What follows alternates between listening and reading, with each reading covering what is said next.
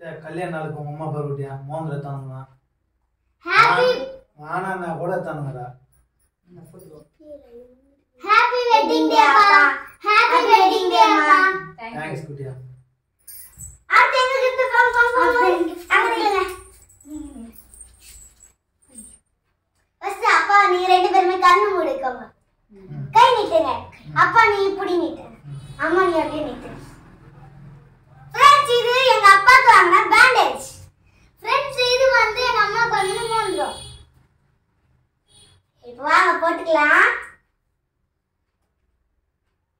நல்லா இருக்கா ஃப்ரெண்ட்ஸ் இதோ ஃப்ரெண்ட்ஸ்